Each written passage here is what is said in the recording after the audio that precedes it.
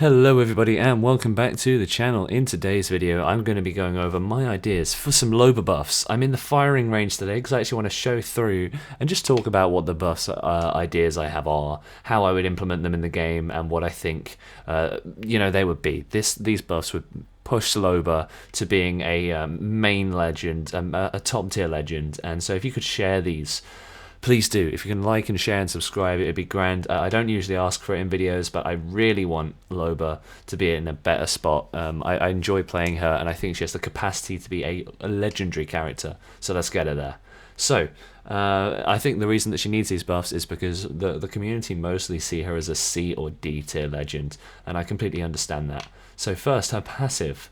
I'm going to show you, well, obviously you know eye for quality. You can see if I'm looking here, you can see all the legendary items through there. I think this should stay. It's a decent passive. It's not great. It's not the best passive in the game, but I think it can stay. I think that I'm going to suggest some new ones for her though. So I'm going to do extra baggage as a second passive for her, which is in her ultimate. So I'm going to put down the ultimate. This is really the only change I want to suggest for Loba's ultimate is this, that, you know, when she's in here, you know, you can loot 2 items, and if you have a teammate, they can loot 2 items here and here. I think sticking with 2 items for teammates is fine, because that kind of works in its current form, doesn't it? But I think that for Loba, an extra passive ability she should have is to be able to loot 4 items, and the radius on the black market should be bigger. So I know that, you know, this has a certain radius that it can pick up from, and you can see all these weapons, but imagine that, you know, just over there, imagine this wasn't actually in range for your teammates, but for you as a Loba, you get a wider range, a wider radius.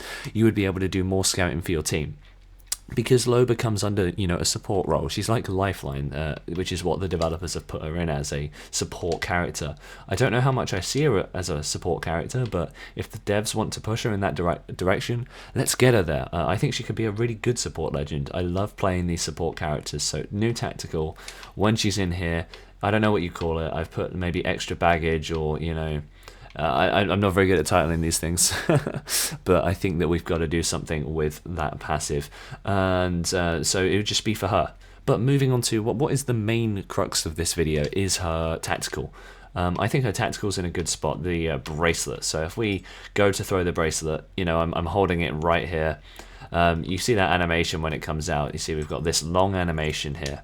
The first thing I would do, and this is going to be clear later on why I'm going to make this change, I want this animation to actually take longer in terms of balancing, and when I get into the rest of my points you will know why. So maybe just add another 10th or 20th of a second would be perfect on this. Now, the buff I think that she should have to her tactical is that when your teammates, when Loba is in this form, when her bracelet is like this, her teammates should be able to opt in to teleporting with her, whether they're downed teammates or alive. So if I'm about to throw my teleport here, and, you know, say this dummy is a teammate who is downed. They're there, they've been downed by someone maybe sniping across the map, or someone who is pushing us right now, and I have no time to res this teammate. So because of the fight, because of the res, what am I going to do? I can't get him out. So as I'm throwing it, I'm like, teammate, can you opt in there? So on his screen he would see a little message that says maybe press down on your D-pad on console, and it will opt you into the teleport. So when I throw it and then it finishes and I come through, I would come through to here, and then the dummy that's over there would also come in and would land right here along with me, allowing me to res. And the best part is the enemy players would only have a rough idea as to where I went, which is just perfect to me. I think it's a great change. It would mean that you could actually team transport. So say, you know, if I'm over here and I'm having a fight with someone that's up there, maybe there's an enemy here and I'm shooting them, and, you know, maybe the ring is finishing somewhere over there, but I'm with a Caustic or a Watson team, and this team is bearing us down. You know, we can't move over to the left because they're sitting up there with snipers. So I could come down here, bring this bracelet out with its time. I'd say teammates opt in, and then right as this team, you know, they're shooting at us from height, and then I throw the bracelet, keep my cover, hide, and then drop, boom. And now suddenly we've made it as a full team. And the best part is if there was a team behind us, unlike Raid's portal, they would not be able to follow us. So we've just done this teleport mechanic, and we're now here as a team, but no one can track us, no one can follow us. So we're now hiding behind this rock in the ring, safe from the team on high, and if there's any team behind us, nobody can follow us through it like they can with a Raid teleport, which is good because I think it separates it from Raid's abilities. Then it doesn't make it too similar, which I really would appreciate. Now, that is part of the reason why I want this to be longer, because it would then make it a team utility in a crazy way. So let's see if we can get this to happen. Now, the only other change I would make to her tactical is right as she throws it. So if I throw it now, this animation here of her putting it away, I think that needs to go. Let's get rid of that animation. I don't like it. I think it's tough, because if you land, like, you know, if I throw my teleport over to there and I don't know that there's someone here, now I'm going to land on those stairs. They're going to get that line that's going to indicate to them exactly where I'm going, that's still on the thing. So the moment I land there, my teammates are going to be in trouble. So I'll throw it, and then I want to be able to go bang. We're now all here on the... but I've got this long animation before I can bring my gun out. I think that they should shorten that animation down a little bit.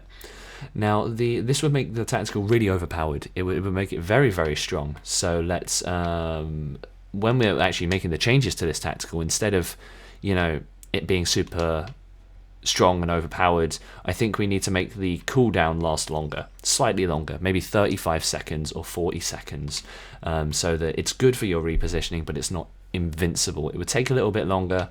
It wouldn't be a get out of jail free card, but it needs to have that happen. And I think the range needs to be increased to compensate, because, you know, you're using it as a repositioning tool as it was always meant to be. I should be able to, you know, get myself all the way over there or maybe over there, but I can only really go here. Because look at this, that's the furthest I can go. But, you know, if I change to someone like Pathfinder, I can grapple that. I can grapple that same distance.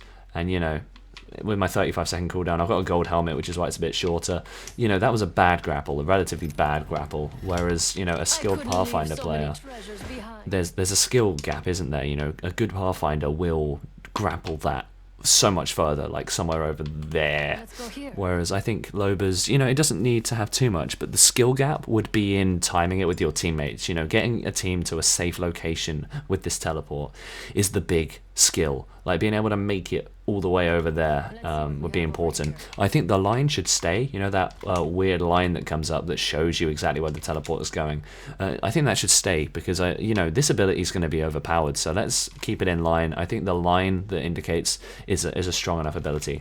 Now her ultimate, I just think it should stay as it is.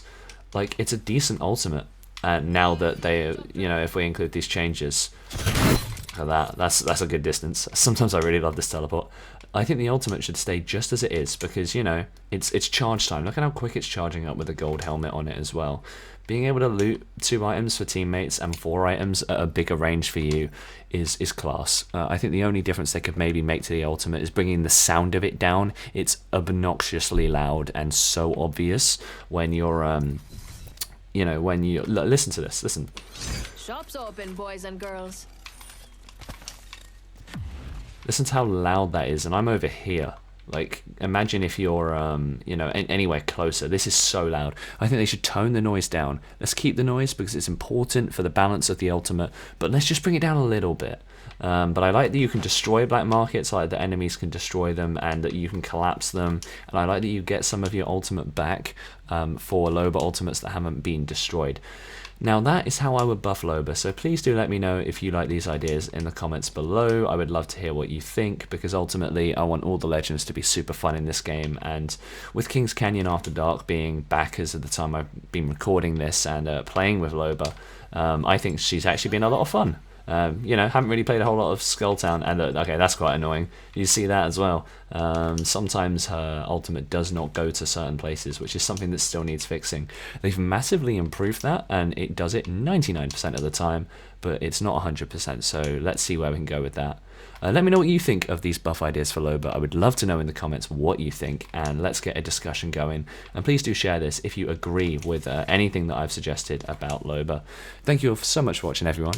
I'll tune in with you on the next video. I hope you have a beautiful rest of your day.